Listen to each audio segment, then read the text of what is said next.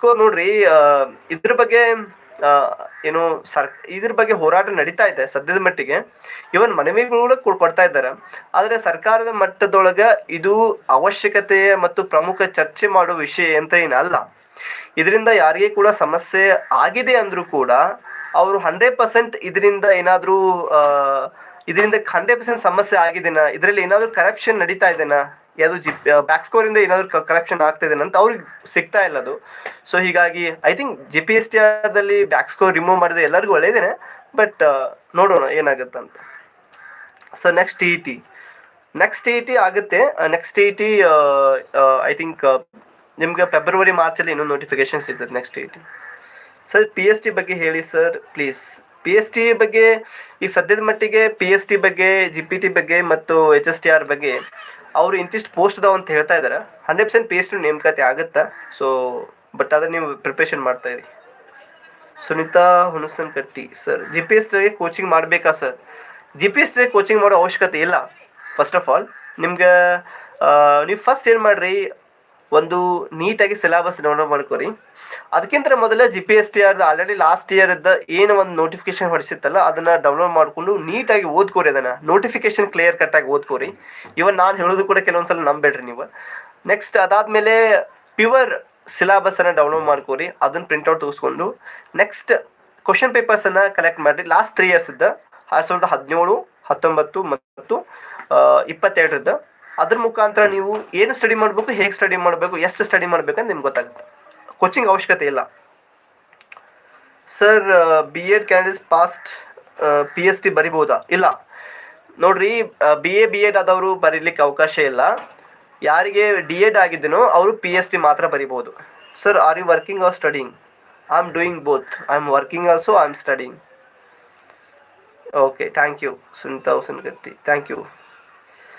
Sir Maulana Azad call form ಮಾಡಲ್ವಾ? ಮಾಡ್ತಾರಿ sir. Okay ಮಾಡ್ತಾರಿ, ಲೇಟ್ ಆಗುತ್ತೆ ಅಷ್ಟೇ. ಇನ್ನೊಂದು TET ಕಾಲ್ ಆದಮೇಲೆ GPT ಕಾಲ್ ಆಗುತ್ತಾ? ಎಸ್, 100% ಬಿಫೋರ್ GPSTRಕ್ಕಿಂತ ಇನ್ನೊಂದು TET ಆಗ್ತೈತಿ. ಈಗೇನು ಲಾಸ್ಟ್ ಇಯರ್ B.Edಲ್ಲಿ ಇದ್ದಾರಲ್ಲ ಅವ್ರಿಗೆ ಮತ್ತೊಂದು ಸಲ ಅವಕಾಶ ಕೊಡ್ತಾರೆ, ನೀವು ಬರಿಬೋದು ಇನ್ನೊಂದು TET.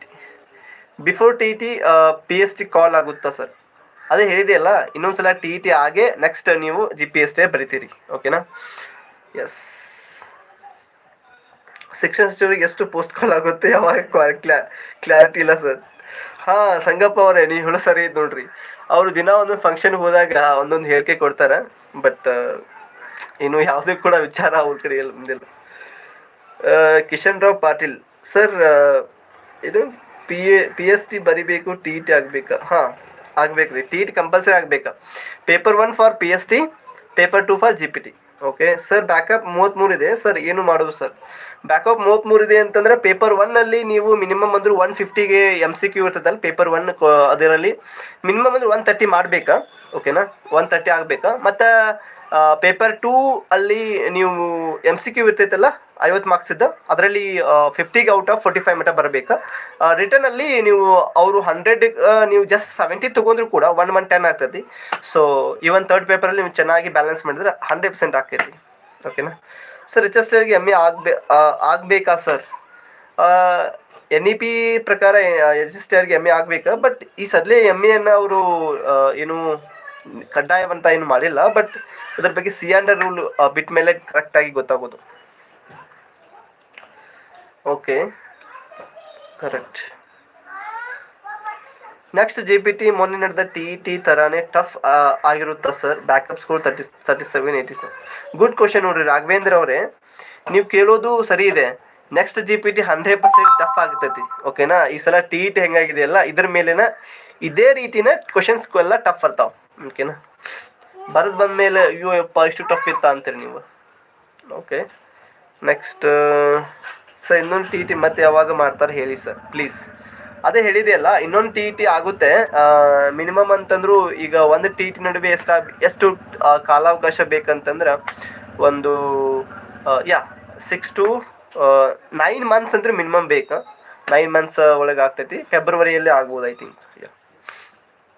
ಅದೇ ಹೇಳಿದೆಯಲ್ಲ, ಫೆಬ್ರವರಿ ಮಾರ್ಚಲ್ಲಿ ಆಗ್ತೈತಿ ಇನ್ನೊಂದು TET.